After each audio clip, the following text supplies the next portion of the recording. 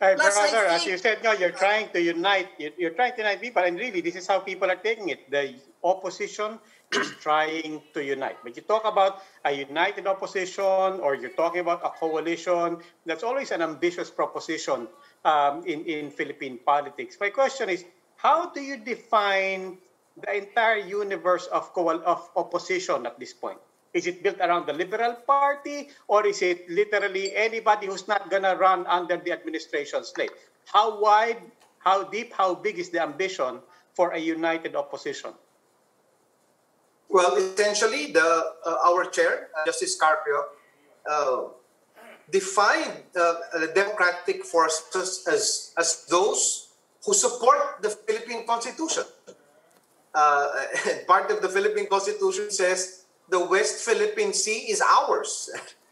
He defines the democratic forces as those who stand for human rights. That's also in the Constitution.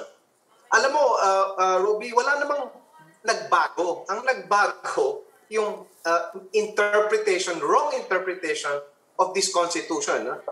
Using the law to run after the so-called drug addicts without any real justice there. So what we're saying is, yeah, they could look at us as the opposition, but truly, we stand on the side of the Constitution on what this administration has been rejecting all along. And in one real sense, sila yung naninira, sila yung opposition, di ba? Because have you ever heard a president cursing in front of everyone in public? That's not Filipino. We stand on the side of a Filipino. Meron ka bang narinig na Pilipino na pumapatay at sinasabi sa lahat, kill, kill, kill? That to me is not in the soul of a Filipino. And if they look at us as opposition, as a mumulitika, I do not know what love for country means if we see what we're doing as pamuka. But people will be throwing a lot of litmus tests your way. So, for example, what does that mean? Is Trillanes somebody you would consider who upholds human rights and the Constitution and so on? What about Ping Lacson?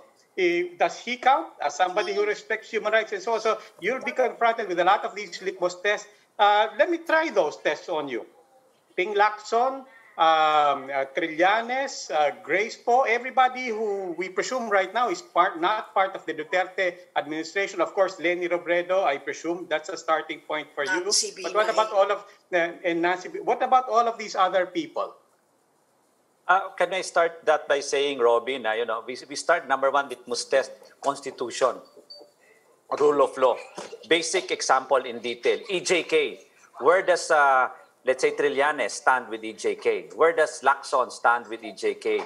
Where does Sara Duterte on the other side of the fence stand with EJK? So doon po tayo magtatanong. Litmus test, again, West Philippine Sea. That is part also of the Constitution. Did the Duterte administration and its enablers, yun na nga, Bongo, Pacquiao, Sara Duterte, did they allow the Chinese to occupy the West Philippine Sea and allow them to continue their use of our sovereign resources at the West Philippine Sea? Nasaan yung other side? Leni Robredo, Ping Lacson, Grace Po, etc. So that is the litmus test to them. And just to add kanina, we are not built on the Liberal Party. If you look at the list of convenors, the list of our members, we don't have any party.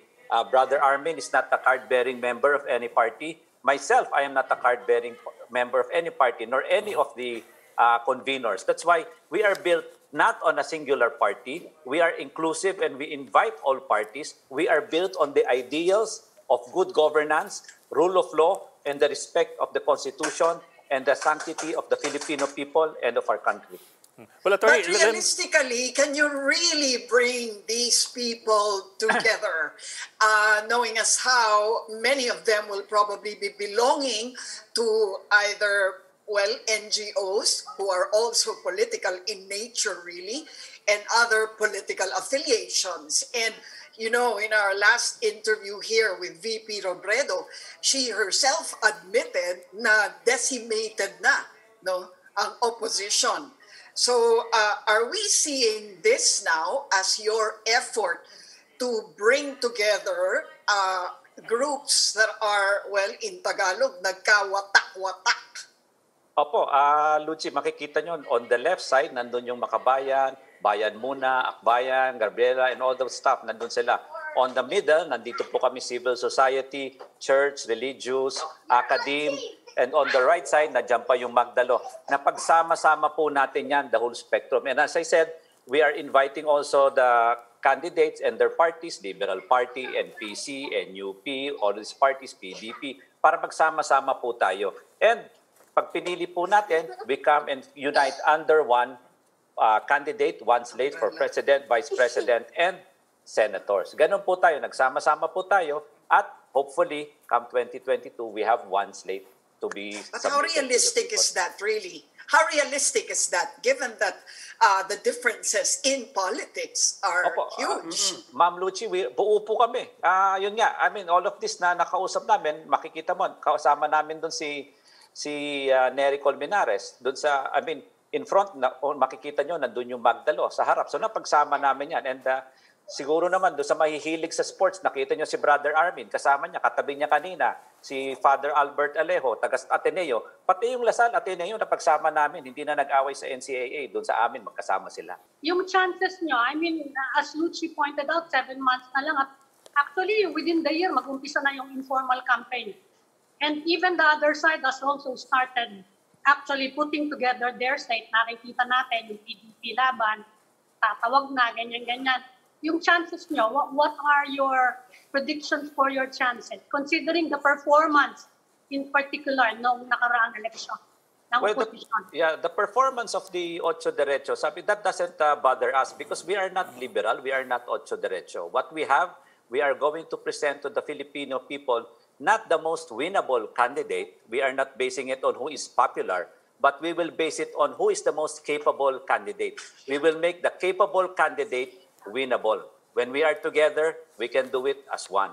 Well, Attorney, that sounds really good. Pero how do you operationalize that to make the best candidate winnable versus getting the winnable candidate and making him your candidate with the right agenda? I mean, for practical reasons, I mean, you also have to overcome that.